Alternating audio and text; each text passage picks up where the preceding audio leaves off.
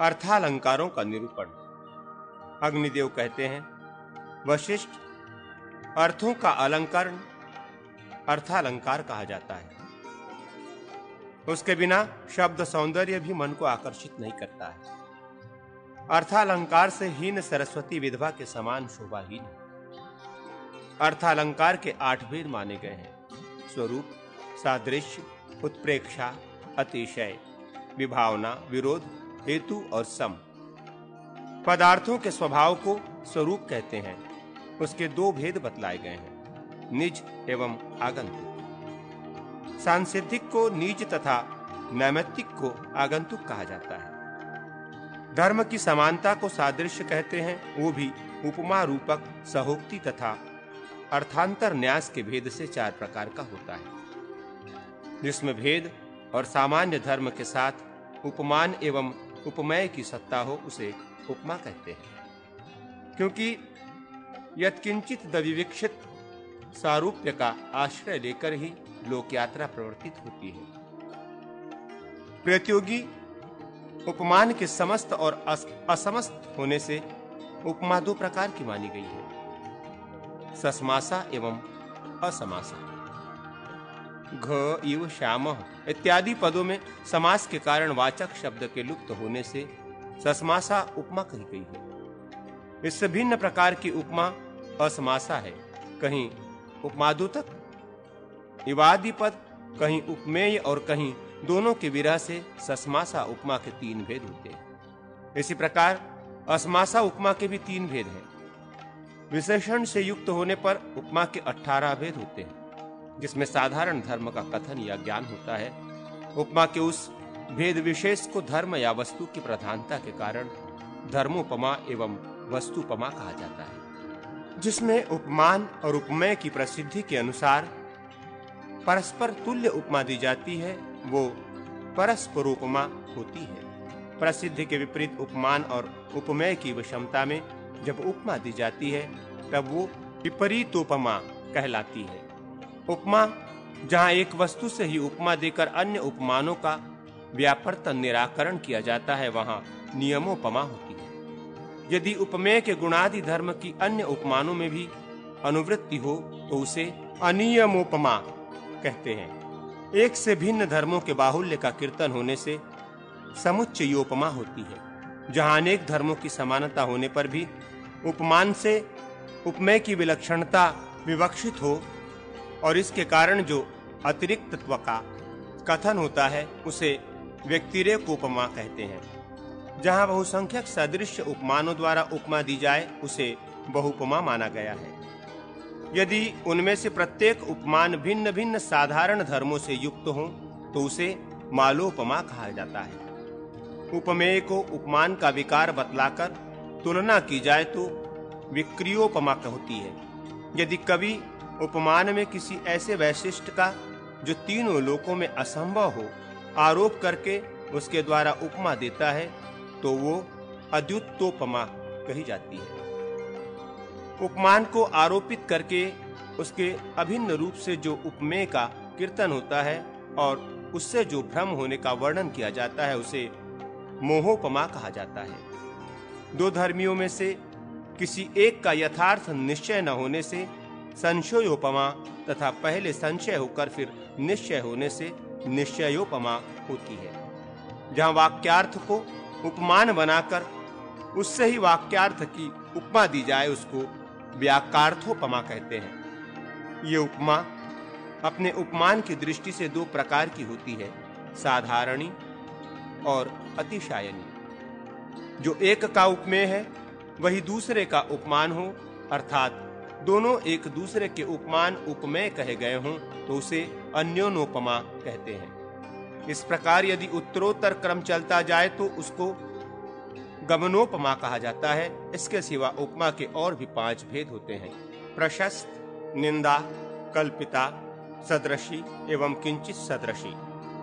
गुणों की समानता देखकर उपमेय का जो तत्व उपमान से रूपित अभेदन प्रतिपादित होता है, उसे रूपक मानते हैं, अथवा भेद के तिरोहित होने पर उपमा ही रूपक हो जाती है। तुल्य धर्म से युक्त 2 पदार्थों का एक साथ रहने का वर्णन सहोक्ति कहा जाता है। पूर्व वर्णित वस्तु के समर्थन के लिए साधर्म अथवा वैधर्म से जो अर्थांतर का उपन्यास किया जाता है उसे अर्थांतर न्यास कहते हैं, जिसमें चेतन या अचेतन पदार्थ की अन्यथा स्थित परिस्थिति को दूसरी तरह से माना जाता है, उसको उत्प्रेक्षा कहते हैं। लोक सीमातीत वस्तु धर्म का कीर्तन अतिशयालंकार कहलाता है।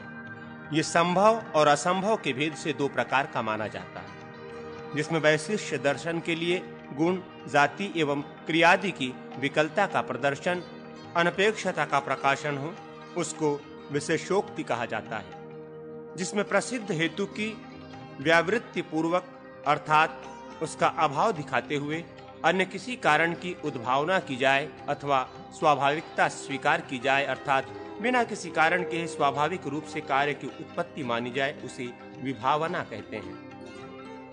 परस्पर असंगत पदार्थों का जहां युक्ति के द्वारा विरोध पूर्वक संगतिकरण किया जाए वो विरोधालंकार होता है। जिसकी सिद्धि अभिलक्षित हो ऐसे अर्थ का साधक हेतु अलंकार कहलाता है। उस हेतु अलंकार के भी कारक एवं ज्ञापक ये दो भेद हो जाते हैं। इनमें कारक हेतु कार्य जन्म के पूर्व में और पश्चात भी रहने वाला है, जो पूर्वशेष कहा जाता है, और उन्हीं भेद कार्य में कार्य कारण भाव से अथवा किसी नियामक स्वभाव से या अविनाभाव के दर्शन से जो अविनाभाव का नियम होता है वो ज्ञापक हेतु का भेद है। नदीपुर आदि का दर्शन ज्ञापक का उदाहरण है। शब्दार्थो भयालंकार।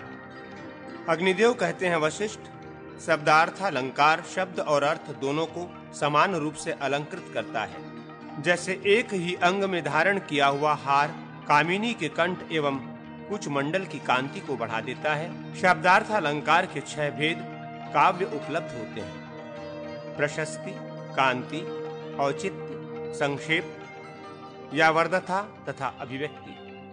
दूसरों के मर्मस्थल को द्रवीभूत करने वाले वाक कौशल को प्रशस्ति कहते हैं। वो प्रशस्ति प्रेमोक्ति एवं स्तुति के भेद से दो प्रकार की मानी गई है।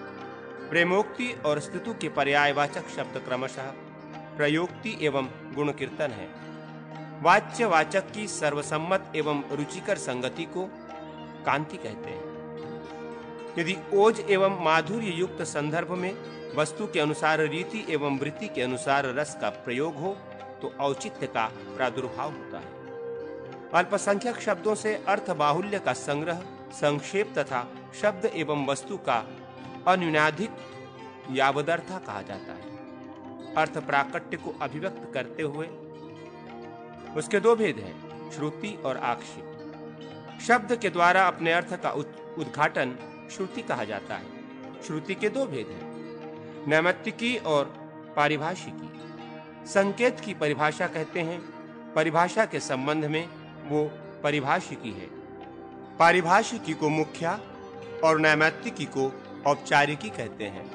ये ही क्रमशः अभिधा और लक्षणा है। उस औपचारिके के भी दो भेद हैं, जिसके द्वारा अभिधेय अर्थ से स्खलित हुआ शब्द किसी निमित्तवश अमुख्य अर्थ का बोधक होता है, वो वृत्ति औपचारिकी है। ये ही दोनों भेद नैमित्तिकी के भी गुण होते हैं। वो लक्षणायोग से लाक्षणिकी और गुण योग से गौणी कहलाती है। अभिधेय अर्थ के साथ संबद्ध रहकर जो अन्यार्थ की प्रतीति होती है उसको लक्षणा कहते हैं। अभिधेय के साथ संबंध, सामीप्य, समवाय, वैपरीत्य एवं क्रिया योग से लक्षणा 5 प्रकार की मानी जाती है। गुणों की अनंतता होने से उसकी विवक्षा के कारण गौणी के अनंत भेद हो जाते हैं।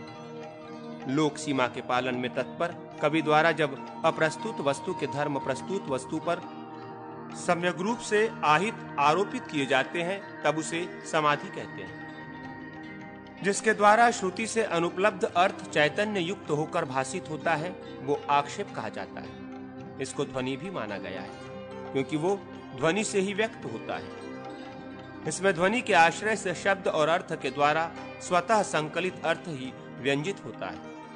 अभिष्ट कथन का विशेष विवक्षा से अर्थात उसमें और भी उत्कर्ष की प्रतीति कराने के लिए जो प्रतिषेध सा होता है उसको आक्षेप कहते हैं। अधिकार प्रकरण से पृथक अर्थात अप्रकृत या अप्रस्तुत अन्य वस्तु की जो स्तुति की जाती है उसे अस्तुत स्तोत्र, अप्रस्तुत प्रशंसा कहते हैं। जहां किसी एक वस्तु के कहने पर उसके समान विशेषण वाले दूसरे अर्थ की प्रतीति हो उसे विद्वान पुरुष अर्थ की संक्षिप्तता के कारण समासोक्ति कहते हैं।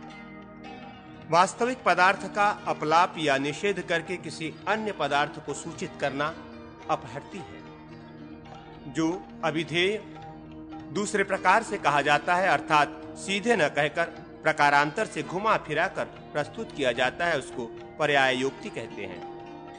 इनमें भी किसी भी एक का नाम ध्वनि है। काव्य गुण विवेक। अग्निदेव कहते हैं, द्विश्रेष्ठ गुणहीन काव्य अलंकार युक्त होने पर भी सहृदय के लिए प्रीतिकारक नहीं होता। जैसे नारी के यौवन जनित लालित्य से रहित शरीर पर हार भी भार स्वरूप हो जाता है। यदि कोई कहे कि गुण निरूपण की क्या आवश्यकता है, दोषों का अभाव ही गुण हो जाएगा, तो उसका ऐसा कथन उचित नहीं है, क्योंकि श्लेष आदि गुण और गुणार्थ तत्व आदि दोष पृथक पृथक कहे गए हैं। जो काव्य में वहती शोभा का आनयन करता है उसको गुण कहा जाता है। यह सामान्य और वैशेषिक के भेद से दो प्रकार का हो जाता है। जो गुण सर्वसाधारण हो उसे सामान्य कहा जाता है। सामान्य गुण शब्द, अर्थ और शब्दार्थ को प्राप्त होकर तीन प्रकार का हो जाता है। जो गुण काव्य शरीर में शब्द के आश्रित होता है वो शब्द गुण कहलाता है। शब्द गुण के 7 भेद होते हैं: श्लेष, लालित्य, गांभीर्य, सौकुमार्य, उदारता, ओज और यौगिकी समाधि। शब्दों को स्वश्लिष्ट सन्निवेश श्लेष कहा जाता है। जहां गुणादेश आदि के द्वारा पूर्वपद संबद्ध अक्षर संधि को प्राप्त नहीं होता वहां लालित्य गुण माना गया है। विशिष्ट लक्षण के अनुसार उल्लेखनीय उच्च भाव व्यंजक शब्द समूह को श्रेष्ठ पुरुष गांभीर्य कहते हैं। वही अन्यत्र उत्तान शब्दक या शब्दत्व नाम से प्रसिद्ध है। जिसमें निष्ठुरता रहित कोमल अक्षरों का बाहुल्य हो उस शब्द समूह को सौकुमार्य गुण विशिष्ट माना गया है। जहां श्लाघ्य विशेषणी से युक्त उत्कृष्ट पद का प्रयोग हो वहां औदार्य गुण माना जाता है। समासों का बाहुल्य ओज कहलाता है। यह गद्य पद्य रूप काव्य का प्राण है। ब्रह्मा से लेकर तृण पर्यंत जो कोई भी प्राणी है उसके पौरुष का वर्णन एकमात्र ओज गुण विशिष्ट पदावली से ही होता है। जिस किसी भी शब्द के द्वारा वर्णमान वस्तु का उत्कर्ष वहन करने वाला गुण अर्थगुण कहा जाता है।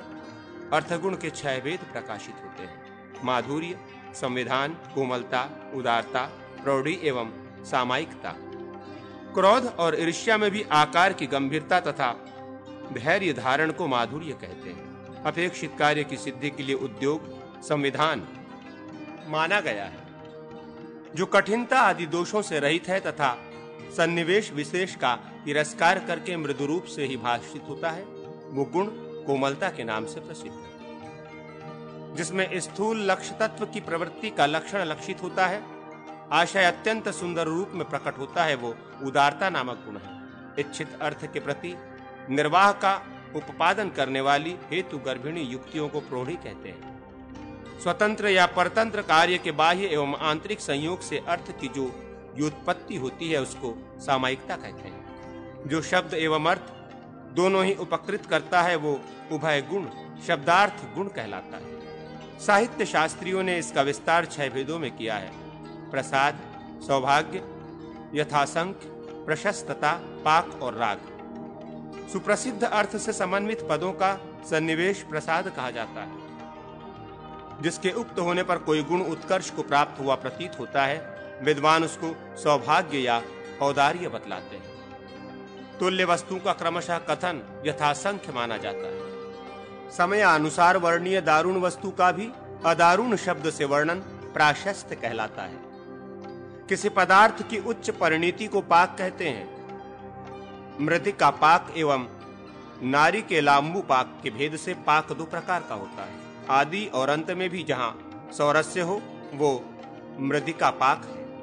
काव्य में जो छाया विशेष शोभाधिक्य प्रस्तुत किया जाए उसे राग कहते हैं। ये राग अभ्यास में लाया जाने पर सहज कांति को भी लांघ जाता है, अर्थात उसमें और भी उत्कर्ष ला देता है। जो अपने विशेष लक्षण से अनुभव में आता हो उसे वैशेषिक गुण जानना चाहिए। ये राग 3 प्रकार का होता है: हरिद्र राग, कौसुंभ राग और नीली राग।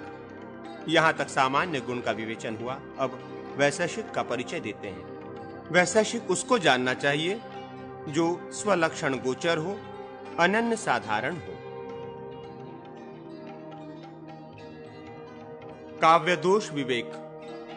अग्निदेव कहते हैं, वशिष्ठ, दृश्य और श्रव्य काव्य में यदि दोष हो तो वो सहृदय सभ्यों, दर्शकों और पाठकों के लिए उद्वेगजनक होता है। वक्ता, वाचक एवं वाच्य, इनमें से एक एक के विनियोग से, दो दो के नियोग से और तीनों के नियोग से 7 प्रकार के दोष होते हैं। इनमें वक्ता कवि को माना गया है, जो संदेहान, अविनित, अज्ञ और ज्ञाता के भेद से 4 प्रकार का है। निमित्त और परिभाषा। संकेत के अनुसार अर्थ का स्पर्श करने वाले शब्द को वाचक कहते हैं। उसमें 2 भेद हैं, पद और वाक्य। इन दोनों के लक्षणों का वर्णन पहले हो चुका है। पद दोष 2 प्रकार के होते हैं, असाधुत्व और अप्रयुक्तत्व। व्याकरण शास्त्र से विरुद्ध पद में विद्वानों ने असाधुत्व दोष माना है। काव्य की व्युत्पत्ति से संपन्न विद्वानों द्वारा जिसका कहीं उल्लेख न किया गया हो उसे अप्रयुक्तत्व दोष कहा जाता है। अप्रयुक्तत्व के भी 5 भेद होते हैं: छांदसत्व, अविस्पष्टत्व, कष्टतत्व, असामायिकतत्व एवं ग्राम्य तत्व। जिसका लोक भाषा में प्रयोग न हो वो छांदसत्व दोष है, एवं जो बोधगम्य न हो वो अविस्पष्ट तत्व दोष कहलाता है। अविस्पष्टत्व के भेद निम्नलिखित हैं: गुणार्थता, विपर्यस्थार्थता तथा संशयार्थता।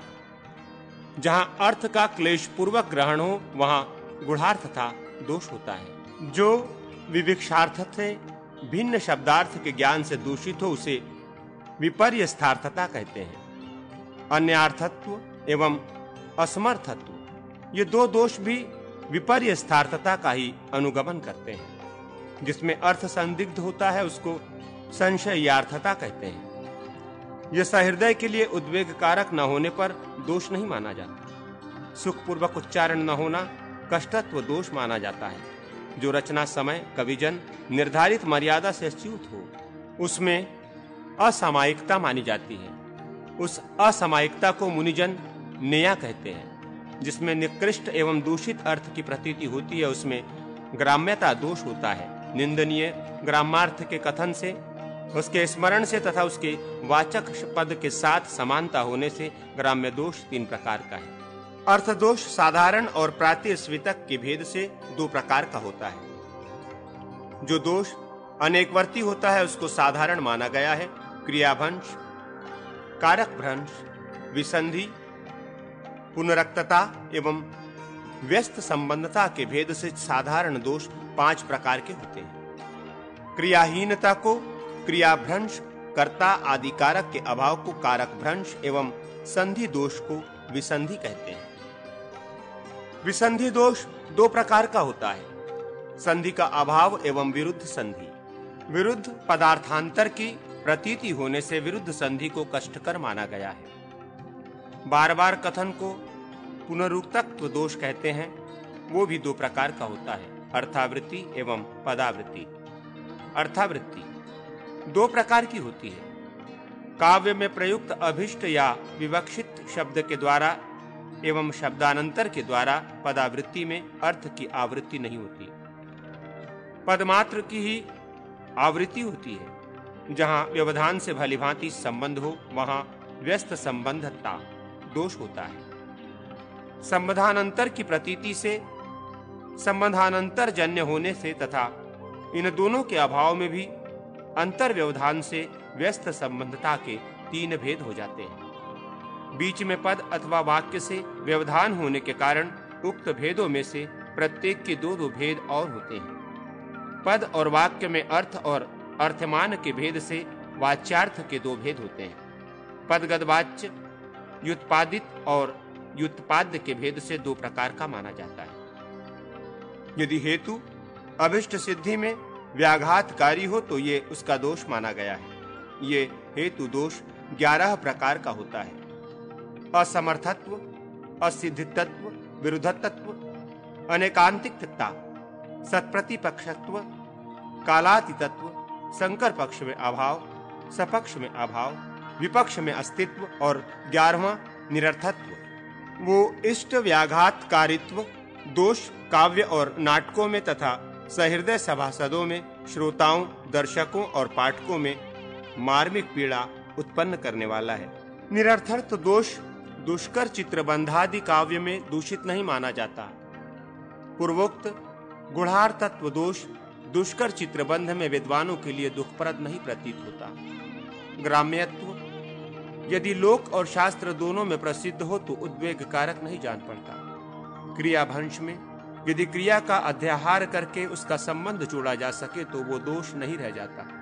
इसी तरह भ्रष्टकारकता दोष नहीं रह जाता, जबकि आक्षेप बल से कारक का अध्याहार संभव हो जाए।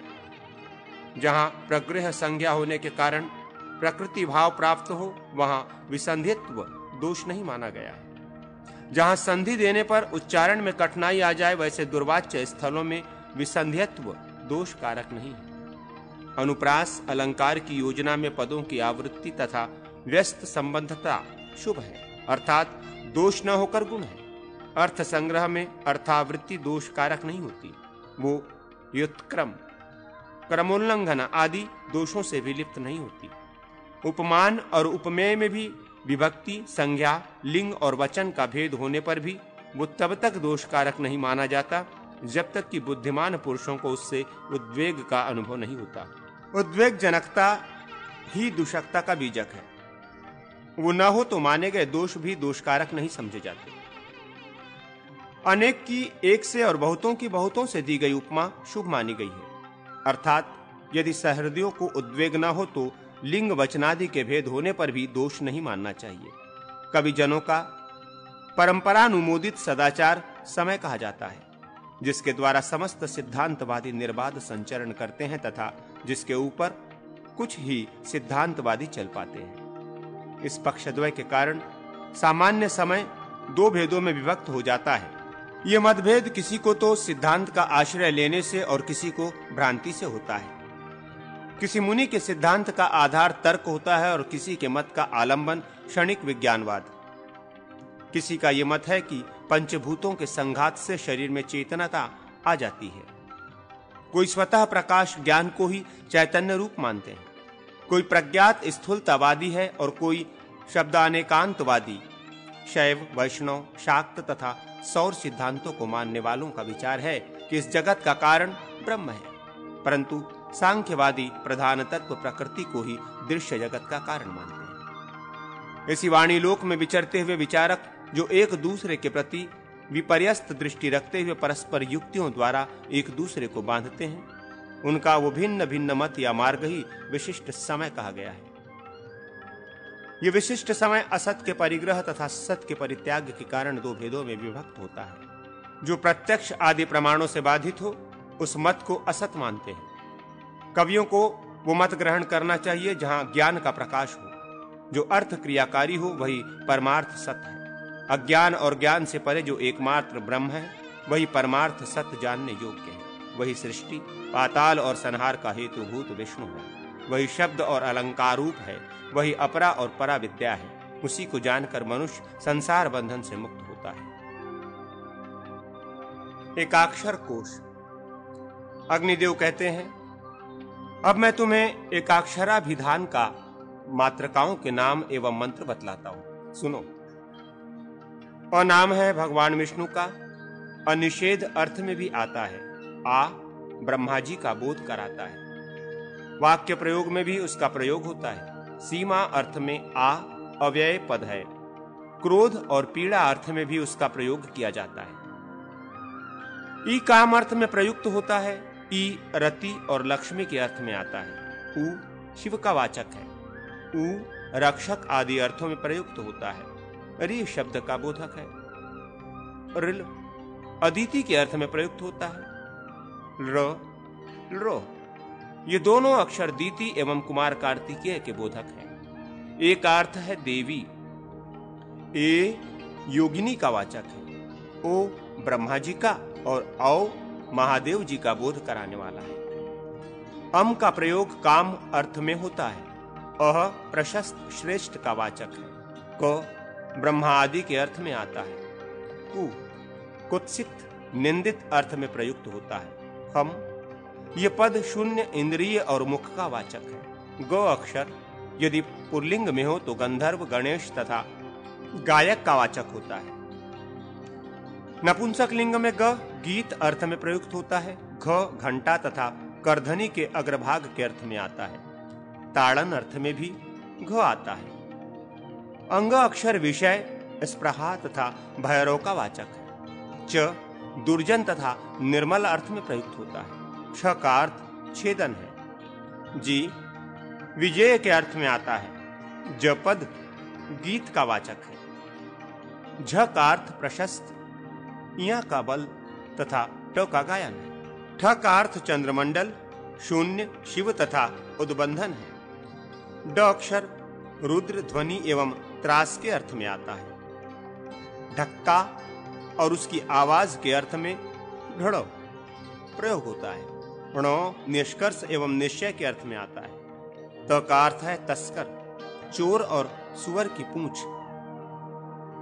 थ भक्षण के और द छेदन, धारण तथा शोभन के अर्थ में आता है। ध धाता, धारण करने वाला या ब्रह्मा जी तथा धुस्तूर, धतूरे के अर्थ में प्रयुक्त होता है।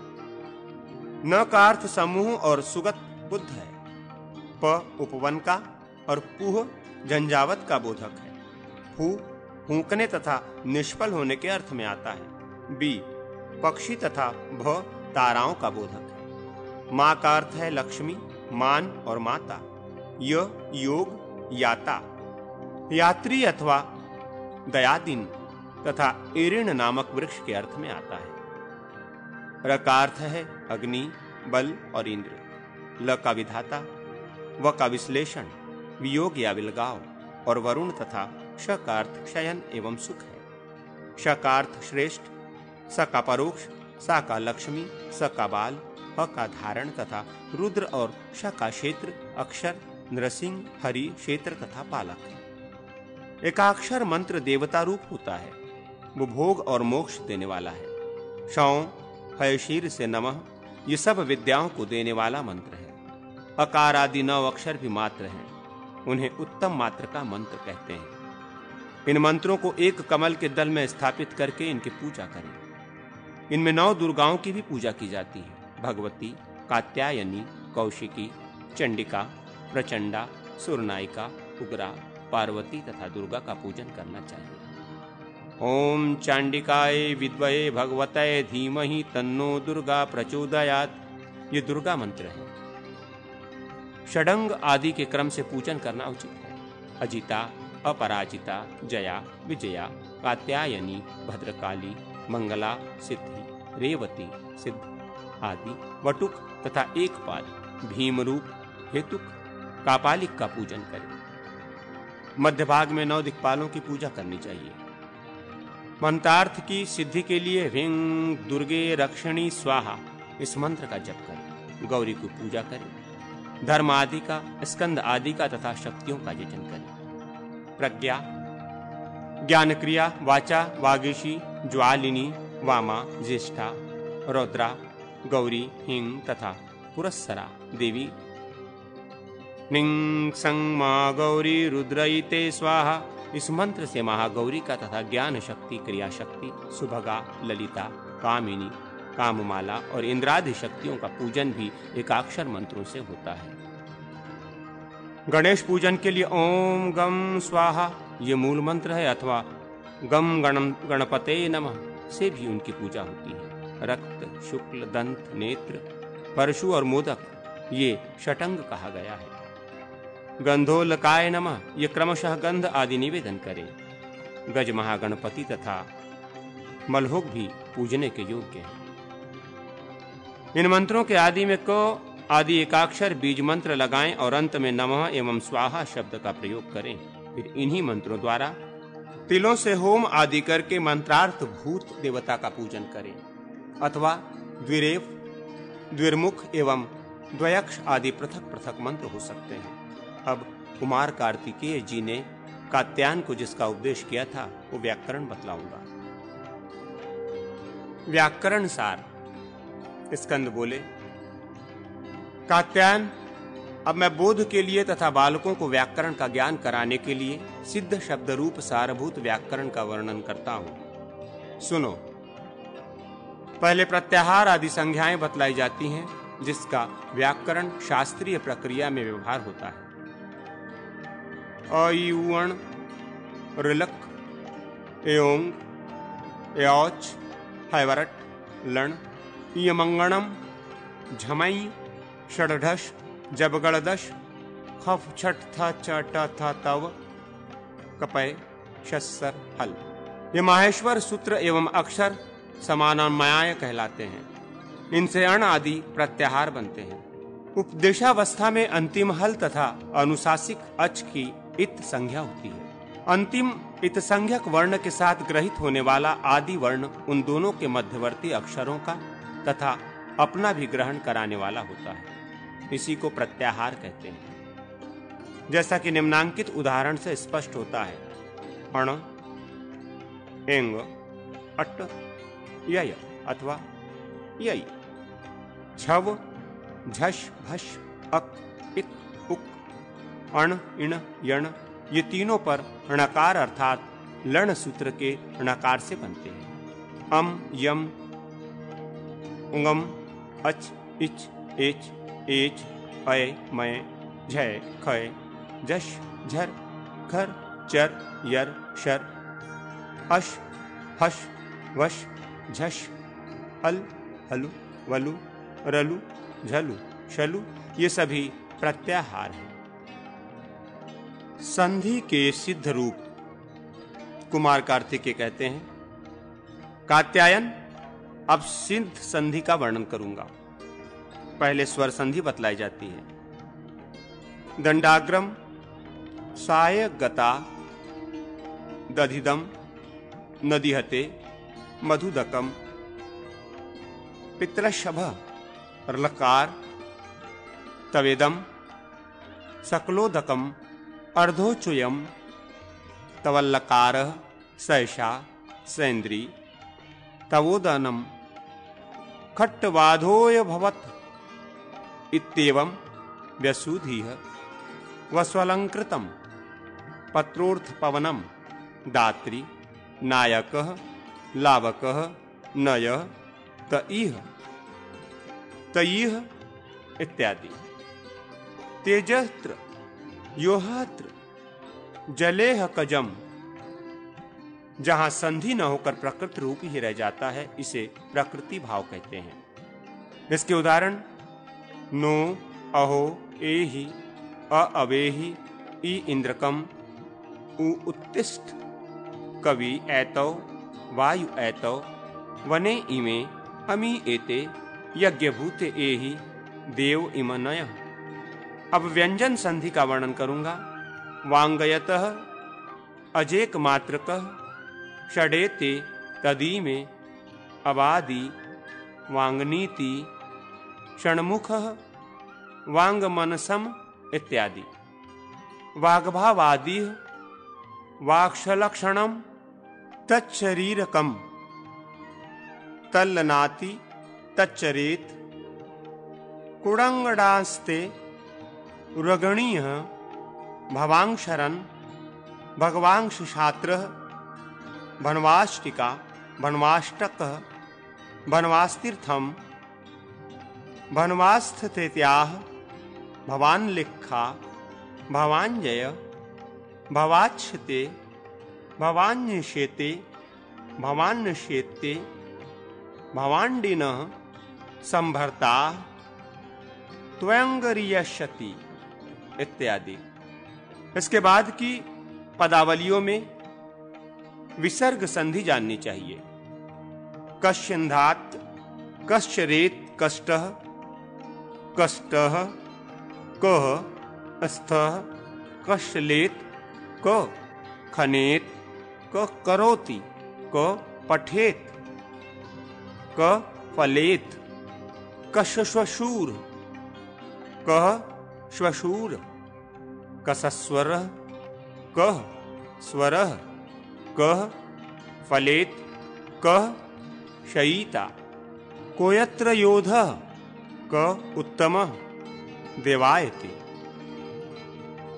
भोइः स्वदेवायान्ति, भगोव्रज सुपूः, सुदुरात्रिरत्र, वायुर्याति, पुनर्नरि, पुनः राति, सयातिः सैष याति, को ईश्वर,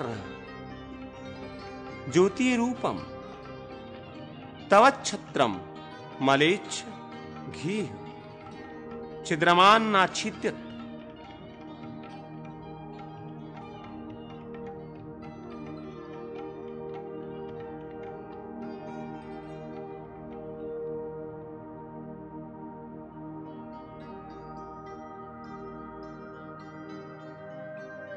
सुबंत सिद्ध रूप स्कंद कहते हैं, कात्यायन, अब मैं तुम्हारे सम्मुख विभक्ति सिद्ध रूपों का वर्णन करता हूं। विभक्तियां दो हैं, सुप और तिंग।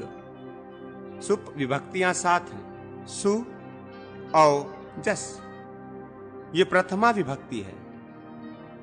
अम औट शस, ये द्वितीया। टा भ्याम भिस, ये तृतीया।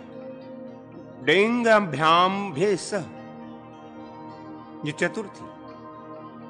अंगसी भ्याम भस्य, ये पंचमी।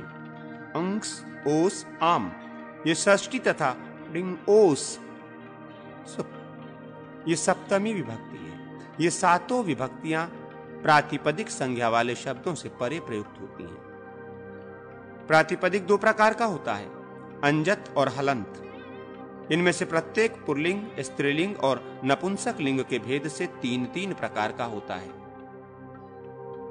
उन पुल्लिंग आदि शब्दों के नायकों का यहां दिग्दर्शन कराया जाता है। जो शब्द नहीं कहे गए हैं किंतु जिनके रूप इन्हीं के समान होते हैं, उन्हीं ये वृक्ष आदि शब्द सामर्थ्य नायक हैं।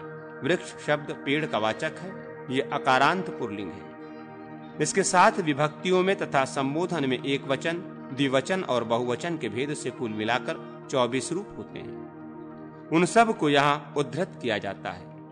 वृक्षः, वृक्षौ, वृक्षाः, वृक्षम, वृक्षौ, वृक्षान। 3 वृक्षेण, वृक्षाभ्यगम, वृक्षय। 4 वृक्षाय, वृक्षाभ्याम, वृक्षेभ्य। 5 वृक्षात्, वृक्षाभ्याम, वृक्षेभ्य। 6 वृक्षस्य, वृक्षयो, वृक्षाणाम। 7 वृक्षे, वृक्षयोः, वृक्षेषु। संबोधने हे वृक्ष, हे वृक्षौ, हे वृक्षाः। इसी प्रकार राम, देव, इंद्र, वरुण, भव आदि शब्दों के रूप जानने चाहिए। देव आदि शब्दों के तृतीया के एक वचन में देवेन तथा षष्ठी के बहुवचन में देवानाम इत्यादि रूप होते हैं। वहां न के स्थान में न नहीं होता। रेफ और शकार के बाद जो न हो उसी के स्थान में न होता है।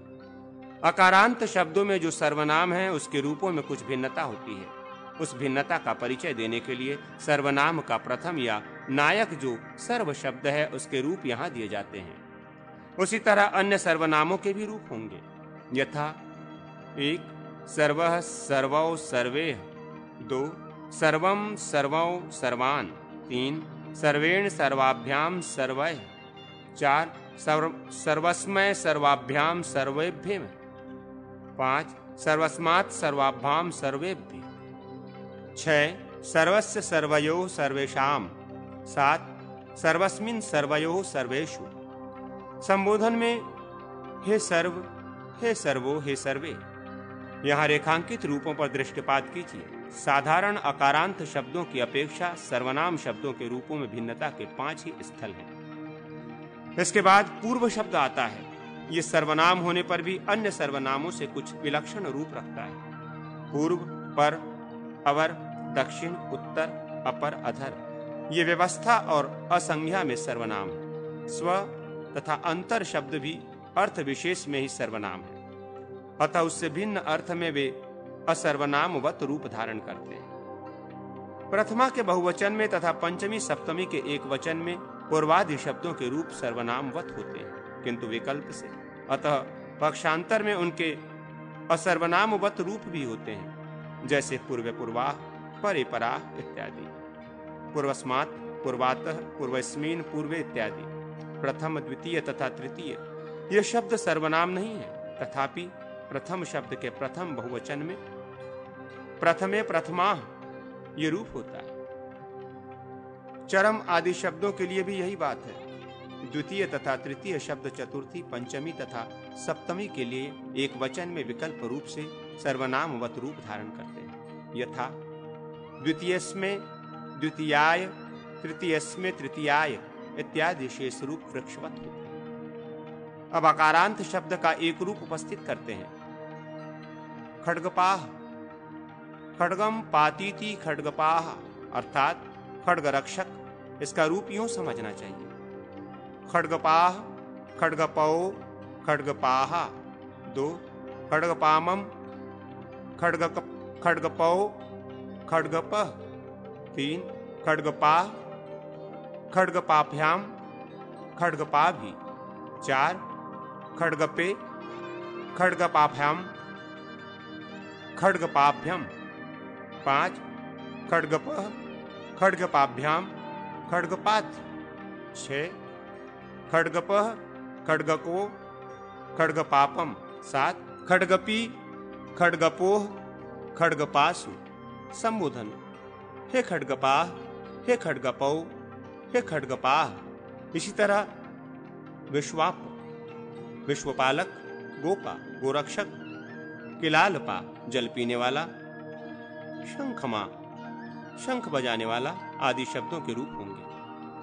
अब हरस्व इकारांत वर्ही शब्द का रूप प्रस्तुत करते हैं। वर्ही, वर्ही, वर्यहे, वर्हिम, वर्हिम, वर्हिना, वर्हिना, वर्ह्यभ्याम, वर्हिभिः, वर्हये, वर्हिभ्याम, वर्ह्यभ्य, वर्हे, वर्ह्यभ्याम, वर्हिभ्यः, वर्हे, वर्ह्यहो, वर्हिनाम, वर्हौ, वर्हौ, वह्यर्ष। संबोधन: हे वर्हे, हे वही, हे वर्हे। वर्ही का अर्थ है अग्नि। इसी तरह अग्नि, हवि, कवि, गिरि, पवि इत्यादि शब्दों के रूप होंगे। इकारांत शब्दों में सखी और पति शब्दों के रूप कुछ भिन्नता रखते हैं, जैसे सखा, सखायो, सखायः, सखायम, सखायो, सखीनः। तृतीया के एक वचन में सख्याः, चतुर्थी के एक वचन में सख्य, पंचमी और षष्ठी के एक वचन में सख्यहु तथा सप्तमी के एक वचन में सख्य रूप होते हैं। शेष सभी रूप वर्ही शब्द के समान हैं। पति शब्द के प्रथमा और द्वितीया विभक्तियों में वहिर्वत रूप होते हैं। शेष विभक्तियों में वो सखी शब्द के समान रूप रखता है। अहिर्पति का अर्थ है सूर्य। यहाँ पति शब्द समास में आबद्ध है। समास में उसका रूप वहिर्तुल्य ही होता है।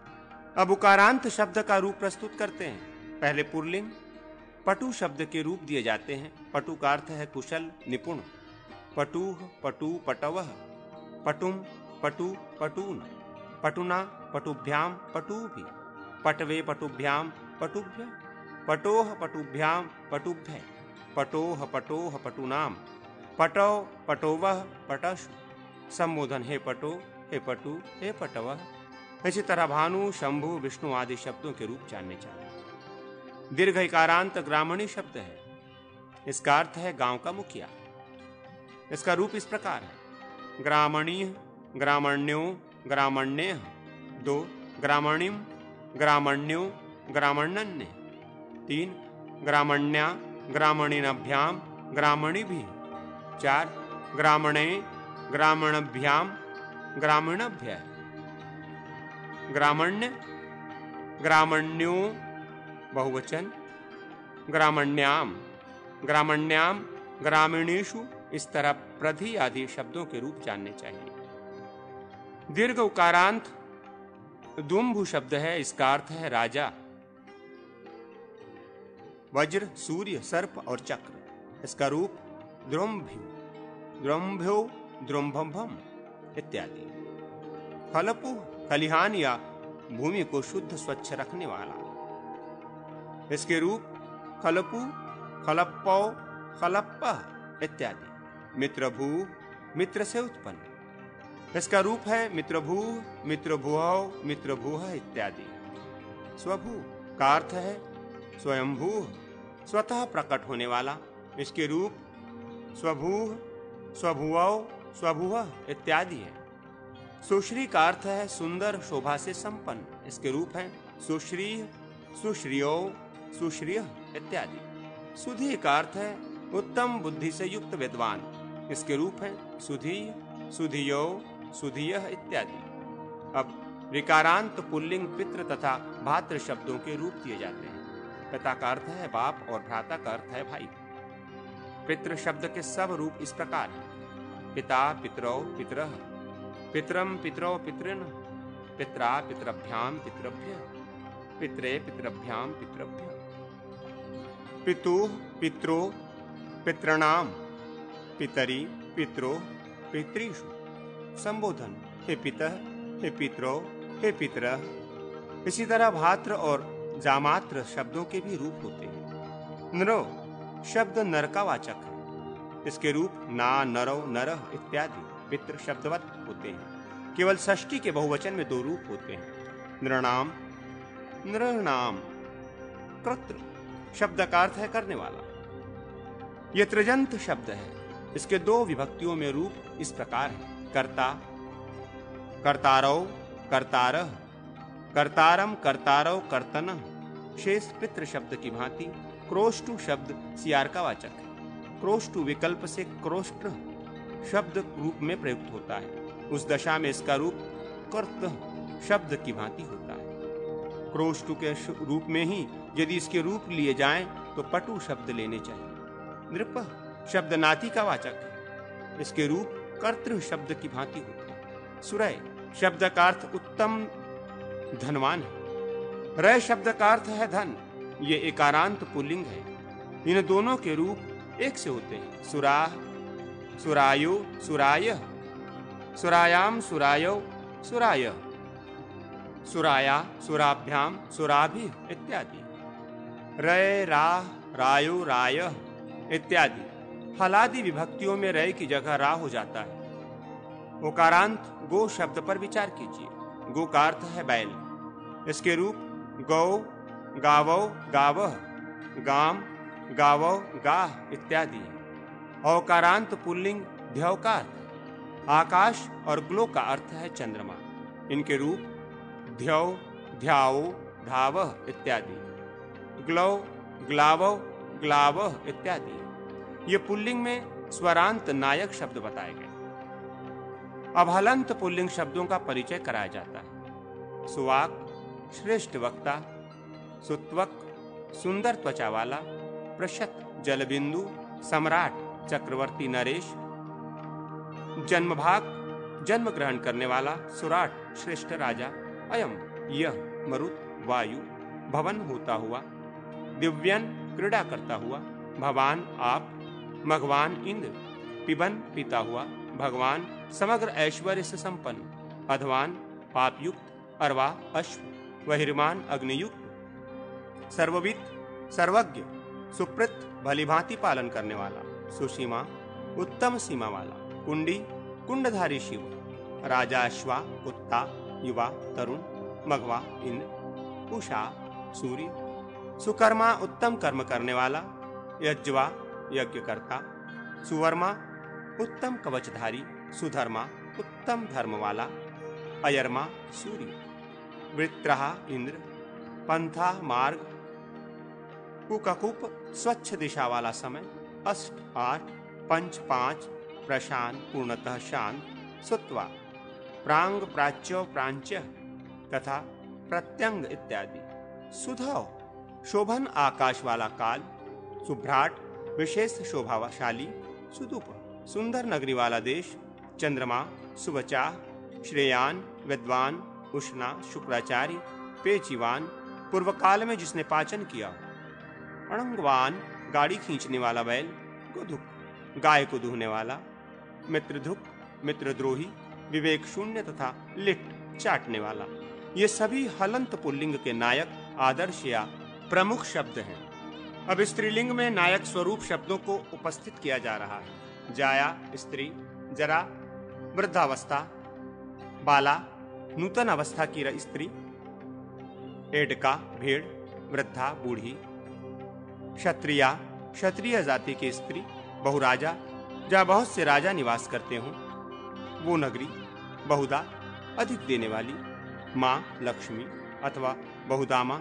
अधिक दाम, रज्जु या दीप्ति वाली, बालिका लड़की, माया भगवान की शक्ति या प्रकृति, कौमुद गंधा कुमुद किसी सुगंध वाली, सर्वा सब, पूर्वा पूर्व दिशा या पहली, अन्या दूसरी, द्वितीया दूसरी, तृतीया तीसरी, बुद्धि मति, स्त्री औरत, श्री लक्ष्मी, नदी, सुधी, उत्तम बुद्धि वाली, भवंती होती हुई, दिव्यंती क्रीड़ा करती हुई, भांति भांति शोभा मना, यान्ति जाती हुई, ऋणवती सुनती हुई, तुदती तुदंती व्यथित करती हुई, कत्री करने वाली, कुवर्ती करती हुई, मही पृथ्वी, रुंधती अवरोध करती हुई, क्रीडंती खेलती हुई, दांती दांत की बनी हुई वस्तु, पालयंती पालती हुई, सुवाणी उत्तम वाणी, गौरी पार्वती पुत्रवती पुत्रवाली, नव नाव, वधू स्त्री, देवता भू पृथ्वी, तिस्ना तीन, द्वे दो, कति वर्षाभु वर्षा काल में उत्पन्न होने वाली मेढकी, स्वसा बहिन, माता माँ, अवरा लघु, गौ गाय, धौ स्वर्ग, वाक वाणी, त्वक चमड़ा, प्राची पूर्व दिशा, अवाची दक्षिण दिशा, तिरश्ची टेढ़ी या मादा पशु पक्षी, उदीची उत्तर दिशा, शरद ऋतु विशेष, विद्युत बिजली, सरित नदी, योषित स्त्री, अग्निवित अग्नि को जानने वाली, सस्यदा अन्न देने वाली अथवा संपद संपत्ति, दृशद शिला या जो, ऐशा यह, सा वह, वेदवित वेदज्ञा, संविद ज्ञान शक्ति, बरही बहुत, रागी रानी, त्वया मया, युष्मद अस्मद शब्दों के तीनों लिंगों में समान रूप से होते हैं। ये तृतीया के एक वचन के ही रूप हैं। सीमा, अवधि, पंच आदि संख्यावाचक नान्त शब्द, राका पूर्णिमा, भू धू बोझ, पू नगरी, दिशा दिक, गिरा गी, चतरस्त्र चार, विदुषी पंडिता, का कौन, यम ये, दिक दिशा, दृक् नेत्र, तांड्रक त्रादशी तथा असव ये स्त्रीलिंग के नायक शब्द हैं। अब नपुंसक लिंग के नायक शब्द बताए जा रहे हैं। सर्वप्रथम स्वरांत नपुंसक लिंग शब्दों के प्रारंभिक सिद्ध रूप दिए जाते हैं। कुंडम, यकारांत नपुंसक लिंग कुंड शब्द का प्रथमांत एक वचन रूप है। इसके प्रथम दो विभक्तियों में क्रमशः एक वचन, द्विवचन तथा बहुवचन के रूप इस प्रकार जानने चाहिए। कुंडम, कुंडे, कुंडनी। तृतीया आदि शेष विभक्तियों के रूप पुलिंगवत जानने चाहिए, यथा कुंडेन, कुंडाभ्याम, कुंडे इत्यादि। संबोधन में हे कुंड, हे कुंडे, हे कुंडानी। कुंडम का अर्थ है पानी से भरा हुआ गहरा गड्ढा। ये नदी और तालाब आदि में होता है। मिट्टी के बड़े और गहरे पात्र विशेष को भी कुंड कहते हैं। इसी को ध्यान में रखकर कुंड भर दूध देने वाली गाय को कुंडोग्नि कहते हैं। सर्वम, यह सर्व शब्द का एक वचनांत रूप है। इसका अर्थ है संपूर्ण या सब। इसके प्रथमा और द्वितीय विभक्तियों में नपुंसक लिंग संबंधी रूप इस प्रकार होते हैं। सर्वम, सर्वे, सर्वाणी। शेष पुल्लिंगवत सोमपम, सोमपान करने वाला कुल, ब्राह्मण कुल या देवकुल, इसके भी प्रथम दो विभक्तियों में सोमपम, सोमपे, सोमपामनी इत्यादि रूप होंगे। शेष पुल्लिंग रामवत, दधि और वारी शब्द क्रमशः दधि और जल के वाचक हैं। ये नित्य नपुंसक लिंग हैं, अतः इनके संपूर्ण रूप यहाँ उद्धृत किए जाते हैं। प्रथम द्वितीय विभक्तियों में दधि, दधिनी, दधीनी, तृतीय दधना, दधिभ्याम, दधिभिः, चतुर्थी दधने, दधिभ्याम, दधिभ्य, पंचमी दधनः, दधिभ्याम, दधिभ्य, षोडशी दधः, दध्नौ, दधनाम, सप्तमी दधि, दधिनी, दधनो, दधीषु, वारी शब्द के सातों विभक्तियों के रूप इस प्रकार जानने चाहिए। 1 2 वारी, वारिणी, वारिणी, 3 वारिणा, वारिभ्याम, वारिभिः, 4 वारिणे, वारिभ्याम, वारिभ्यः, 5 वारिणः, वारिभ्याम, वारिभ्यः, 6 वारिणः, वारिणो, वारिणाम, 7 वारिणी, वारिणो, वारीषु। खलपु का अर्थ है खलिहान को स्वच्छ करने वाला साधन, खुरपा आदि। इसके रूप विशेष के अनुसार स्त्रीलिंग और पुल्लिंग में भी होते हैं। यहाँ नपुंसक लिंग में इसके रूप उद्धृत किए जाते हैं। खलपु, खलपुनी, खलपूनी, खलप्पा, खलपुना, खलपुभ्याम, खलपुभिः, खलप्पे, खलपुने, खलपुभ्याम, खलपुभ्यः इत्यादि। मधु शब्द शहद और मदिरा का वाचक है। इसके रूप इस प्रकार जानने चाहिए। मधु, मधुनी, मधुनी, मधुना, मधुभ्याम, मधुभिः, मधुने, मधुभ्याम, मधुभ्यः, मधुना, मधुभ्याम, मधुभ्यः, मधुः, मधुनो, मधुनाम, मधुनी, मधुनो, मधुषः। सप्तमी हे मधो, हे मधु, हे मधुनी, हे मधुनी। त्रपु शब्द रांगा का वाचक है। इसमें प्रथम 2 विभक्तियों के रूप इस प्रकार है। त्रपु, त्रपूणी, त्रपूणी। शेष मधुवत, कृत करने वाला, भृत भरण पोषण करने वाला, अतिभृत भर्ता को भी अतिक्रमण करने वाला। इन तीनों शब्दों के प्रथमा और द्वितीय विभक्तियों में रूप क्रमशः इस प्रकार है। कृत, कृतणी, कृत्रणी, भृत, भृत्रणी, भत्रणी, अतिभृत, अतिभृत्रणी, अतिभृत्रणी। तृतीया आदि विभक्तियों में जो अजाति प्रत्यय हैं उनमें 2 रूप होंगे, यथा कत्रा, कत्रना, भत्रा, भत्रणा, अतिभत्रा, अतिभत्रणा इत्यादि। पयश शब्द जल का वाचक है। इसके रूप इस प्रकार है। पयः, पयसी, पयांसी।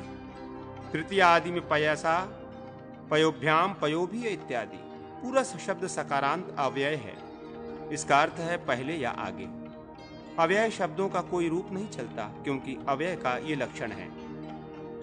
सदृशम त्रिषु लिंगेषु सर्वासु च विभक्तिषु वचनेषु च सर्वेषु यन्न वेति तदव्ययम्। पाक, प्राक, पूर्व, प्रत्यक, अंदर या पश्चिम, तिर्यक, तिरछी दिशा की ओर चलने वाला पशु पक्षी आदि, उदक, उत्तर। इन शब्दों के प्रथम 2 विभक्तियों में रूप इस प्रकार जानने चाहिए। प्राक, प्राची, प्रांची, प्रयक, प्रचीची, प्रत्यंची। तिर्यक, तिरंची, तिर्यंची। उदक, उदिची, उदंची इत्यादि। ये गत्यर्थक अंश के रूप हैं। पूजा अर्थ में प्रयुक्त अंश के प्रांग, प्रांची, प्रांची, प्रत्यंग, प्रत्यंची, प्रत्यंची, उदंग, उदंची, उदंची, तिर्यंग, तिर्यंची, तिर्यंची इत्यादि रूप होते हैं। जगत शब्द संसार का वाचक है। इसके रूप हैं जगत, जगती, जगंती इत्यादि। जागृत शब्द का अर्थ है सजग रहने वाला। इसके रूप है जागृत, जागृति, जागरंती, जागृति इत्यादि। शकृत शब्द मल या विष्ठा का वाचक है। इसके रूप शकृत, शकृति, शकृंती, शकान इत्यादि। तृतीय आदि में शक्र, शक्रता इत्यादि। जिस स्कूल में बहुत अच्छी संपत्ति है उसको सुसंपत कहते हैं। सुसंपत के प्रथम 2 विभक्तियों में इस प्रकार रूप होते हैं। सुसंपत, सुसंपद, सुसंपदी, सुसंपत्ति इत्यादि। सुंदर दंडियों से युक्त मंदिर या आयतन को सुदंडी कहते हैं। सुदंडिन शब्द के रूप इस प्रकार जानने चाहिए। सुदंडी, सुदंडिनी, सुदंडिनी। शेष रूप पुल्लिंगवत होते हैं। यह शब्द अव्यय है। अहन शब्द दिन का वाचक है। इसके प्रथम दो विभक्तियों में रूप इस प्रकार जानने चाहिए: अहम, अहनी, अहि, अहानि। किम प्रश्नवाचक सर्वनाम है। इसके रूप तीनों लिंगों में होते हैं। नपुंसक लिंग में प्रथमा और द्वितीय विभक्तियों में किम के कानि ये रूप होते हैं। शेष रूप पुल्लिंग सर्व शब्द के समान है। इदम का अर्थ है यह। इसके नपुंसक लिंग में इदम, इमे, इमामी ये रूप होते हैं। तृतीय आदि विभक्तियों में पुल्लिंग वत रूप जानने चाहिए। श शब्द संख्या सहवाचक और बहुवचनांत है। इसके तीनों लिंगों में समान रूप होते हैं। षट, षटभिः, षटभ्यम, षणानाम, षटसु। सपीर्ष शब्द घी का वाचक है। इसके रूप इस प्रकार जानने चाहिए: सर्पीह, सर्पीषि, सर्पीषि, सर्पीषा, सर्पिभ्याम, सर्पिभ्यः इत्यादि। श्रेयस शब्द कल्याण का वाचक है। उसके रूप श्रेय, श्रेयसी, श्रेयांसी इत्यादि। तृतीय आदि में पयस शब्द के समान इसके रूप जानने चाहिए। संख्या 4 का वाचक चतुर शब्द नित्य बहुवचनांत है। नपुंसक लिंग में इसके रूप इस प्रकार है: चत्वारि, चतुर्भी, चतुर्भ्यम, चतुर्णाम, चतुर्शः। अदस शब्द ये वो का वाचक सर्वनाम है। नपुंसक में प्रथम दो विभक्तियों में इसके रूप अदम, अमु, अमूनि होते हैं। शेष रूप पुल्लंगिवीत जानने चाहिए। इनके भिन्न जो दूसरे शब्द हैं उनके रूप भी इस पूर्व कथित शब्दों के ही समान है। इन शब्दों की प्रातिपदिक संज्ञा कही गई है। प्रातिपदिक से परे प्रथमा आदि विभक्तियां होती हैं जो धातु, प्रत्यय और प्रत्ययांत से रहित अर्थवान शब्द है। उसी को प्रातिपदिक कहते हैं। प्रातिपदिक से प्रातिपदिकार्थ, लिंग मात्राधिक्य और वचन मात्र का बोध कराने के लिए प्रथमा विभक्ति होती है। संबोधन में तथा उक्त कर्म और कर्ता में भी प्रथमा विभक्ति का प्रयोग होता है। जो किया जाता है उसकी कर्म संज्ञा है।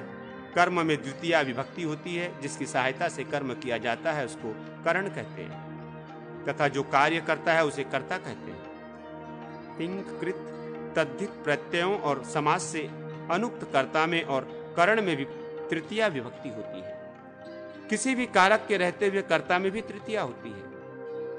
वज्रम नेतव्या गावः कृष्णेन, यहाँ कृत्यान्ना कर्तरी वा। इस सूत्र के अभिप्राय का उपजीव भाव लक्षित होता है।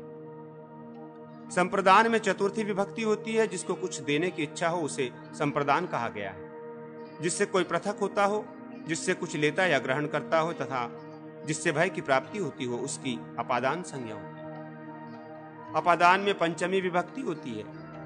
जहां स्वामी भाव या जन्य जनक भाव आदि संबंध का बोध होता है वहां षष्ठी विभक्ति का प्रयोग होता है। जो आधार हो उसकी अधिकरण संज्ञा होती है। अधिकरण में सप्तमी विभक्ति का प्रयोग होता है। जहां एकार्थ विवक्षित हो वहां एक वचन और जहां द्वित विवक्षित हो वहां द्विवचन का प्रयोग करना चाहिए। बहुत्व की विवक्षा होने पर बहुवचन का प्रयोग होता है।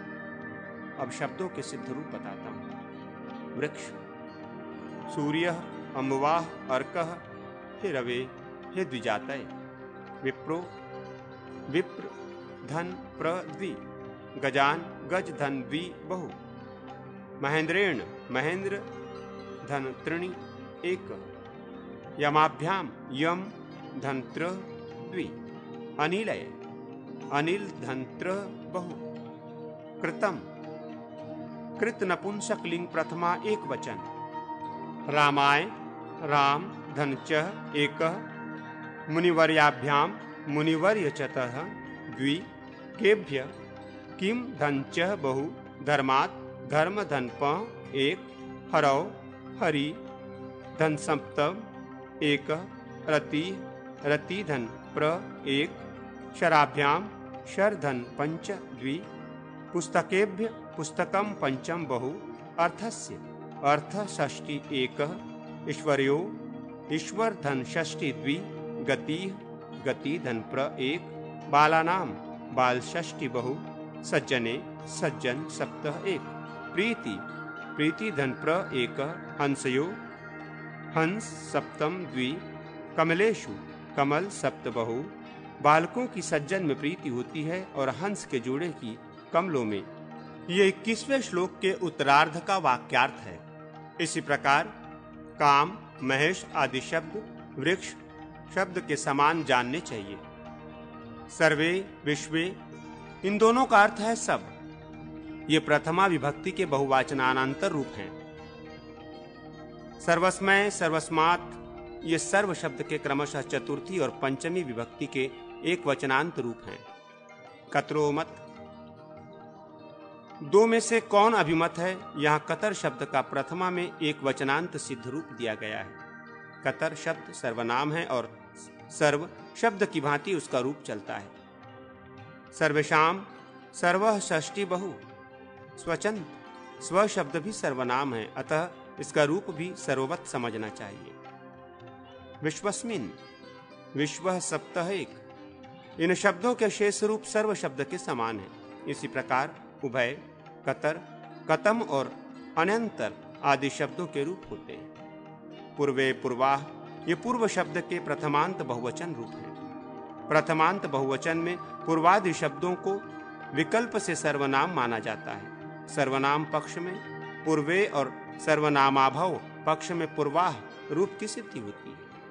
पूर्वस्मय, पूर्वः च एक, पूर्वस्मात्, सुस्मागतः, पूर्व से आया। यहाँ पूर्व शब्द का पंचमी विभक्ति में एक वचनांत रूप प्रयुक्त हुआ है।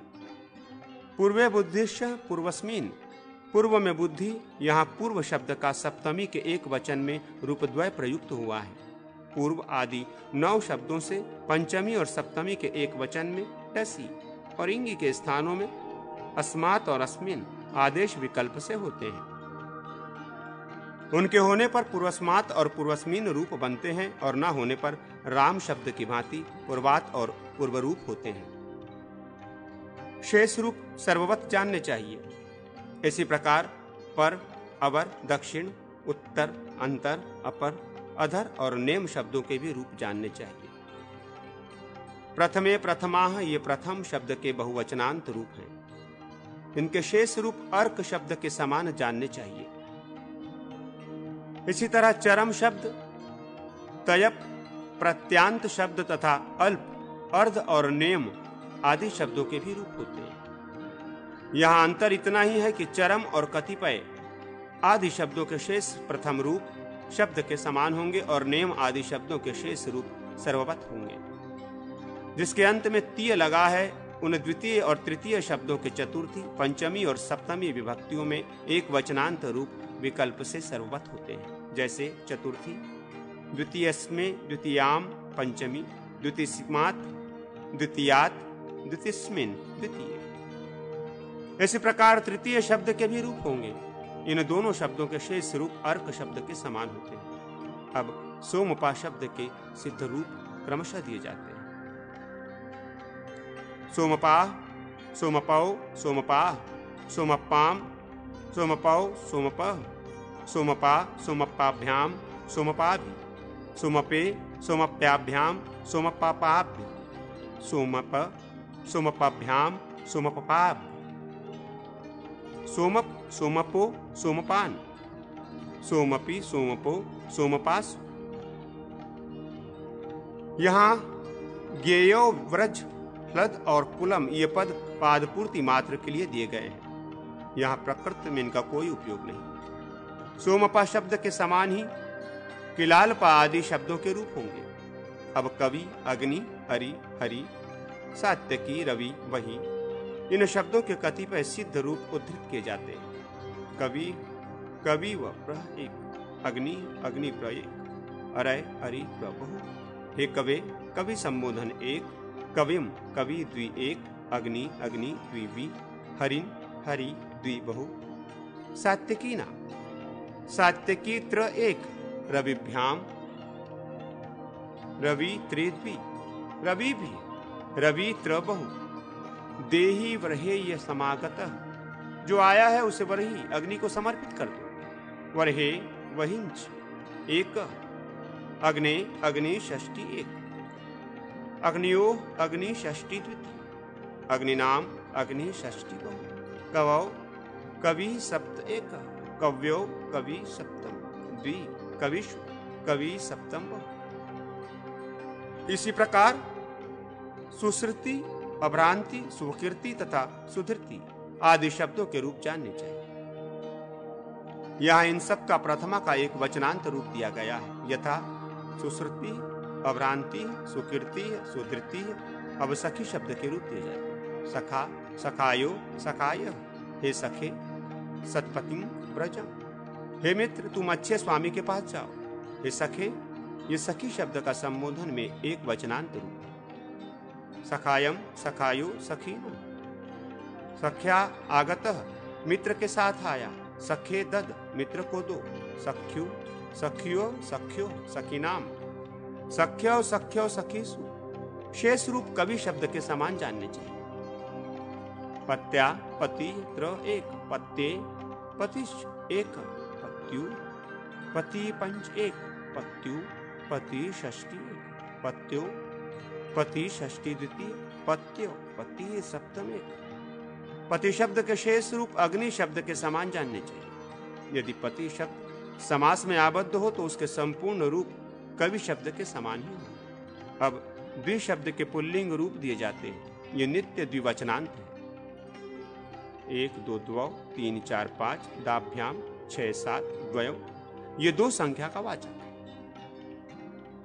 अब संख्या 3 के वाचक नित्य बहुवचनांत पुल्लिंग त्रिशब्द के रूप दिए जाते हैं। त्रय, त्रीन, त्रिभिः, त्रिभ्य, त्रयाणाम, त्रिषु। ये क्रमशः 7 विभक्तियों के रूप हैं।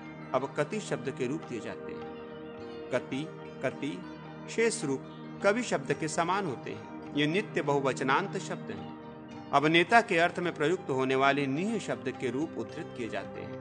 नी, नियो, नित्य। संबोधन, हे नी, हे नियो, हे निय। नियम, नियो, निय।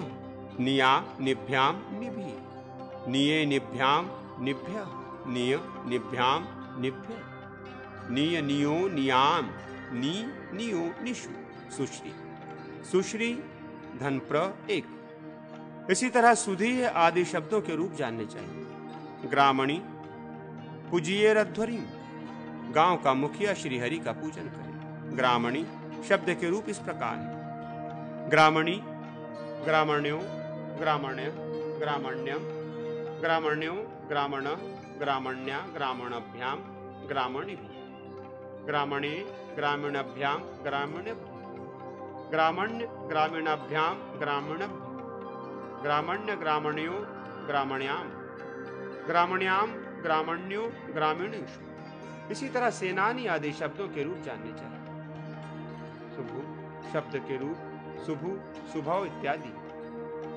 स्वयंभू शब्द के रूप स्वयंभू, स्वयंभुवौ, स्वयंभुव, स्वयंभुवम, स्वयंभुवौ, स्वयंभुवः, स्वयंभुवाः। सप्तमी के एक वचन में स्वयंभूवि शेष शुभु शब्द के समान। इसी तरह प्रतिभु आदि शब्दों के रूप जानने चाहिए। फलपु शब्द के रूप फलपुह, फलपौ, फलपः, फलपौम इत्यादि। सप्तमी के एक वचन में खलप्यु ये रूप होता है। इसी प्रकार शरपु आदि शब्दों के रूप जानने चाहिए।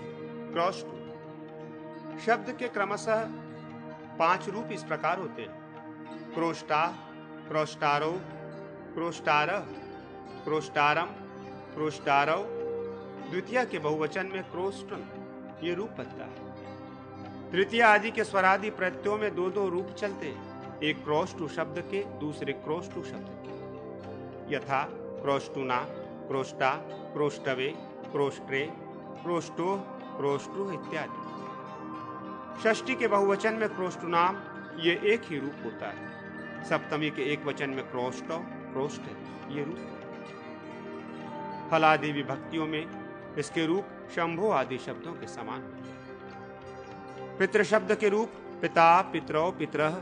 संबोधन में हे पितः, हे पितरो, हे पितरः, पितरम, पितरौ, पितॄन्, पित्राः, पितृभ्याम, पितृभि। पितरे, पितृभ्याम, पितृभ्य। पितुः, पितृभ्याम, पितृभ्य। पितुः, पितृभ्याम, पितृभ्य। पितुः, पित्रोः, पितॄणाम, पितरी, पितरो, पितृषु। इसी प्रकार भात्र और जामात्र आदि शब्दों के रूप जानने चाहिए। भ्राता, भ्रातरो, भ्रातरः, जामाता, जामातरौ, जामातरः इत्यादि। नृ शब्द के रूप पितृ शब्द के समान होते हैं। केवल षष्ठी के बहुवचन में उनके नृणाम, नृणाम ये दो रूप होते हैं। कृत शब्द के प्रारंभिक 5 रूप इस प्रकार होते हैं। कर्ता, कर्तारौ, कर्तारः, कर्तारम, कर्तौरो। द्वितीया के बहुवचन में कर्तन, षष्ठी के बहुवचन में कर्तृणाम और सप्तमी के एक वचन में कर्तरी रूप होते हैं। शेष रूप पितृ शब्द के समान जानने चाहिए। इसी तरह उद्दात्र, स्वस्त्र और नृप आदि शब्दों के रूप होते हैं। उद्वाता, उद्वातारो, उद्वातारः, स्वसा, स्वसासारो, स्वसारः, नप्ता, नप्तारो, नप्तारः इत्यादि। शेष रूप कृत शब्द के समान होते हैं। स्वस्त्र शब्द का द्वितीय के बहुवचन में स्वस्त्र रूप होता है। सुरय शब्द के रूप इस प्रकार हैं: सुरा, सुरायो, सुरायः इत्यादि। षष्ठी के बहुवचन में सुरायाम और सप्तमी के एक वचन में सुराई रूप होते हैं। गो शब्द के रूप इस प्रकार होते हैं: गौ, गावौ, गावः, गाम, गावौ, गाः, गवा, गोभ्याम, गोभी इत्यादि। षष्ठी गो, गवो, गवाम, सप्तमी गवी, गवो, गोश। इसी प्रकार ध्यौ तथा ग्लो शब्दों के रूप जानने चाहिए। यह स्वरांत शब्द पुल्लिंग में नायक प्रधान है। अब हलंत पुल्लिंग शब्दों के रूप सिद्ध रूप बताए जाते हैं। सुवाच शब्द के रूप यूं जानने चाहिए: सुवाक, सुवाग, सुवाचौ, सुवाचः, सुवाचम, सुवाचौ, सुवाचः, सुवाचा, सुवाभाग्याम, सुवाग्भि इत्यादि। सप्तम बहुवचन में सुवाक्षु। इसी तरह दिश आदि शब्दों के रूप होते हैं। प्राच्य शब्द के रूप प्रांग, प्राच्य, प्राच्य, भो, प्राच्यम, व्रज। हे भाई, तुम प्राचीन महापुरुषों के पथ पर चलो। यहाँ प्राच्यम का द्वितीय विभक्ति का एक वचनांत रूप है। प्राचा, प्रागभ्याम, प्रागभ्य। षष्ठी के बहुवचन में प्राचाम रूप होता है। सप्तमी के एक वचन में प्राची, द्विवचन में प्राचोह और बहुवचन में प्राक्षु। पूजार्थक प्रांच शब्द के सप्तमी के बहुवचन में प्राडंशु, प्रागंशु। इसी प्रकार उद्दच्छ, सम्यक्ष और प्रत्यंच शब्दों के भी रूप हैं। यथा उद्दंग, उद्दडंग, उद्दयों, उद्दय इत्यादि। स्त्रीलिंग में उदीची, समयडंग, समयों, समयच। स्त्रीलिंग में समीची, प्रत्यगं, प्रत्यंचो, प्रत्यंच। स्त्रीलिंग में प्रतीचि। इन सभी शब्दों के शस आदि विभक्तियों में इस तरह रूप जानने चाहिए: उदीचः, उदीचा, समीचः, समीचा, प्रतीचः, प्रतीचा इत्यादि। तिर्यक, तिरश्च, संज्ञक्त्र, संधिचः, विश्वद्रैंक्य, विश्वद्रीच इत्यादि रूप भी पूर्ववत बनते हैं। अमुम, अंचियति। इस विग्रह में अमुमयंग, अमुमुदयंग, अद्रमुदयंग ये 3 रूप प्रथमा विभक्ति के एक वचन में होते हैं। प्रथमा के बहुवचन में अद्रैच्य रूप होता है और द्वितीय के बहुवचन में अमुमुईच तथा अमुद्रीच ये रूप होते हैं। भ्याम विभक्ति में पूर्ववत अदद्रघ्याभ्याम रूप की सिद्धि होती है। तत्वत्रिश शब्द के रूप इस प्रकार होते हैं: तत्वत्रिष्ट, तत्वत्रिंग, तत्वत्रिशो, तत्वत्रश इत्यादि। तृतीय आदि के द्विवचन में तत्वत्रघ्यभ्याम, तत्वत्रघभ्या समागम। वो तत्वज्ञान की पिप्सा वाले 2 व्यक्तियों के साथ आया। सप्तमी के एक वचन में तत्वत्रिषि और बहुवचन में तत्वत्रशु ये रूप होते हैं। इसी तरह काष्ठतट आदि रूप होते हैं, यथा काष्ठतट, काष्ठतट, काष्ठतक्षौ, काष्ठतक्षः इत्यादि। भिषज शब्द के रूप भिषक, भिषग, भिषजौ, भिषजः इत्यादि होते हैं।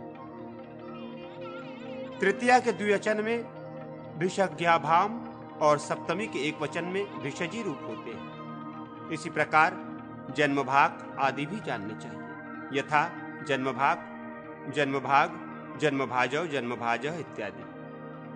मरुत शब्द के रूप इस प्रकार जाने, मरुत, मरुद, मरुतौ, मरुतः, मरुदभ्याम, मरुति इत्यादि। इसी प्रकार शत्रुजीत आदि शब्दों के भी रूप होते हैं। पूजनीय व्यक्ति के लिए प्रयुक्त होने वाले भवतः शब्द के रूप इस प्रकार हैं, भवान, भवंतो, भवंतः इत्यादि। षष्ठी के बहुवचन में भवताम ये रूप होता है। भू धातु से बनने वाला श्रुत प्रत्ययांत भवतः शब्द के रूप इस प्रकार होते हैं, भवन, भवंतो, भवंतः इत्यादि। स्त्रीलिंग में भवंती रूप होता है। महत शब्द के रूप महान, महांतो, महांतः, महति इत्यादि। भगवत आदि शब्दों के रूप भवतः शब्द की तरह भगवान, भगवंतो, भगवंतः इत्यादि होते हैं। इसी प्रकार मदवत शब्द के रूप जानने चाहिए, यथा मद्यवानः, मद्यवंतो, मद्यवंतः इत्यादि। अग्निचित्त शब्द के रूप अग्निचित्त, अग्निचित्तौ, अग्निचित्तः इत्यादि होते हैं। सप्तमी के एक वचन में अग्निचिति और बहुवचन में अग्निचित्सु ये रूप होते हैं। इसी प्रकार अनन्यान्य तत्वविद, वेदविद तथा सर्वविद शब्दों के रूप होते हैं। राजन शब्द के सिद्ध रूप इस प्रकार जानने चाहिए, यथा राजा, राजानौ, राजानः, राजानम, राजानौ, राजाज्ञः, राज्ञा, राजाभ्याम, राजभिः इत्यादि। सप्तमी के एक वचन में राज्ञी और राजनी ये दो रूप होते हैं। संबोधन में हे राजन इत्यादि। यज्वन शब्द से यज्वा, यज्वानो, यज्वानः इत्यादि रूप होते हैं। करिन और दंडिन इत्यादि उन्नत शब्दों के रूप इस प्रकार होते हैं, करी, करिणौ, करिणः, दंडी, दंडिनौ, दंडिनः इत्यादि। पथिन शब्द के सिद्ध रूप यूं हैं, पंथा, पंथानौ, पंथानाः, पंथानाम, पंथानौ, पथ, पत्था, पथिभ्याम, पथिभिः इत्यादि। सप्तमी के एक वचन में पथि रूप होता है। इसी प्रकार मथिन शब्द का भी रूप जानना चाहिए, यथा मंथा, मंथानौ, मंथानः इत्यादि। ऋभुक्षा, ऋभुक्षाणौ, ऋभुक्षाणाः इत्यादि। पथ्यादि में पथिन, मथिन तथा ऋभुक्षुन ये तीन शब्द आते हैं। 5 संख्या का वाचक पंचन शब्द नित्य बहुवचनांत है। उसके रूप इस प्रकार होते हैं, एक पंच, पंचभी, पंचभ्य, पंचानाम, पंचसु, प्रतान। शब्द के रूप प्रतान, प्रतानो, प्रतानः इत्यादि। तृतीय आदि के द्विवचन में प्रताभ्याम रूप होता है। संबोधन में हे प्रतान, सुशर्मन शब्द के रूप सुशर्मा, सुशर्माणो, सुशर्माणः इत्यादि। शस, अंशी, अंश इन विभक्तियों में सुशर्मण रूप होता है। अपशब्द नित्य बहुवचनांत और स्त्रीलिंग है। इसके रूप यूं जानने चाहिए, आपह, अपह, अद्दिह, अद्वय, अपाम, अपसु। प्रशाम शब्द के रूप प्रशानः, प्रशामो, प्रशामः इत्यादि। सप्तमी के एक वचन में प्रशामी रूप होता है। किम शब्द के रूप कह, कौ, के, कम, कौ, कान, केन, काभ्याम, कै इत्यादि। सप्तमी बहुवचन में केशु शेष रूप सर्ववत होते हैं। इदम शब्द के रूप इस प्रकार हैं, अयम, इमौ, इमे, इमम, इमौ, इमान, इमान्नय अर्थात इन्हें ले जाओ। अनेन, आभ्याम, एभि, अस्मय, आभ्याम, एभ्यय, अस्मात्, आभ्याम, एभ्यय, अस्य, अनयो, एषाम, अस्मिन्, अनयो, एषु। चतुर शब्द नित्य बहुवचनांत है। पुल्लिंग में इसके रूप यूं होते हैं, चत्वार चतुरः चतुर्भिः चतुर्भ्य चतुर्णाम चतुर्षु। जिसकी वाणी अच्छी हो वो पुरुष श्रेष्ठ माना जाता है, उसे सुगीह कहते हैं। ये प्रथमा का एक वचन है। सुगिर शब्द का सप्तमी के एक वचन में सुगिरी रूप होता है। सुदेव शब्द के रूप इस प्रकार हैं: सुद्योव, सुदेवौ, सुदिवः इत्यादि।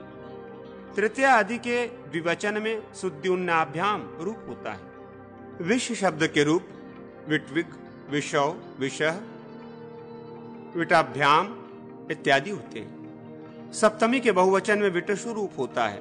यादृश शब्द के रूप इस प्रकार हैं: यादृक ग, यादृशौ, यादृकश, यादृशाः, यादृगभ्याम इत्यादि। शश शब्द नित्य बहुवचनांत है। इसके रूप यूं हैं: षट, षट, षडभि, षडगभ्य, षडन्नाम, षटशु। सुवचस शब्द के रूप इस प्रकार हैं: सुवचा, सुवचसौ, सुवचस, सुवचसम, सुवचसौ, सुवचस, सुवचसा, सुवचोभ्याम, सुवचोभि इत्यादि। संबोधन में हे सुवच। उष्णस शब्द के रूप यूं हैं: उष्णा, उष्णसो, उष्णसः, हे उष्ण इत्यादि। सप्तमी के एक वचन में उष्णसी रूप होता है। पुरुदंशस और अनेहस शब्दों के रूप भी इसी प्रकार होते हैं, यथा पुरुदंशा, पुरुदंशसौ, पुरुदंशसः, अनेहा, अनेसौ, अनेहस इत्यादि। विद्वश शब्द के रूप यूं जानने चाहिए: विद्वानः, विद्वांसौ, विद्वांसः, हे विद्वान इत्यादि। विद्वास उत्तमा, विद्वान पुरुष उत्तम होते हैं। चतुर्थी विभक्ति के एक वचन में विदुषे रूप होता है। विदुषे नमः, विद्वान को नमस्कार है। द्विवचन में विद्वद्याम और सप्तमी के बहुवचन में विद्वत्सु रूप होते हैं। सविद्वत्सु बभूविवान, ये विद्वानों में प्रकट हुआ। बभूविवस शब्द के रूप इस प्रकार जानने चाहिए: व भूविवान, व बभूविवांसौ, व बभूविवांस इत्यादि। इसी प्रकार पेचिवान, पेचिवासौ, पेचिवास, श्रेयान, श्रेयांसौ, श्रेयांस इत्यादि रूप जानने चाहिए। श्रेयस शब्द के द्वितीया के बहुवचन में श्रेयसः रूप होता है। अब अदस शब्द के पुल्लिंग के रूप बताते हैं: असौ, अमु, अमी, अमुमः, अमु, अमुनः, अमुना, अमुभ्याम, अमीभि, अमुष्मय, अमुभ्याम, अमुमिभ्य, अमुष्पात, अमुभ्याम, अमीभ्य, अमुष, अमुयो, अमिषाम, अमुमिष्मन, अमुयो, अमीषु। गोदीग भरागत वो गाय दूहने वालों के साथ आया। गोदूह शब्द के रूप इस प्रकार है: गोधुर्क, ग, गौधुह, गोधुह, गोधुक्ष इत्यादि। इसी प्रकार दूह आदि अन्य शब्दों के रूप जानने चाहिए। मित्रदह शब्द के रूप इस प्रकार जानने चाहिए: मित्रधक ग, मित्रढक, मित्रदोह, मित्रदोह, मित्रदोहा, मित्रदुग्धाभ्याम, मित्रदुग्धाभ्याम, मित्रदुग्धभी, मित्रदुग्धभी इत्यादि। इसी प्रकार चित्रद्रुह इत्यादि शब्दों के भी रूप जानने चाहिए। स्वलीह शब्द के रूप यूं होते हैं: स्वलिट, स्वलिडम, स्वलिहौ, स्वलिह, स्वलिहा, स्वलिभ्याम इत्यादि। सप्तमी के एक वचन में स्वलिही रूप होता है। अनुडुह शब्द के रूप यूं हैं: अनंगवान, अनंगवाहो, अनंगवाह, अनडवाहम, अनडवाहो, अनुडवाह, अनुडुहा, अनुडुभ्याम भ्याम, अनुडुह। सप्तमी के बहुवचन में अनडट्सु। संबोधन में हे अनडवन, अजंत और हलंत शब्द पुल्लिंग में बताए गए। अब स्त्रीलिंग में बताए जाते हैं।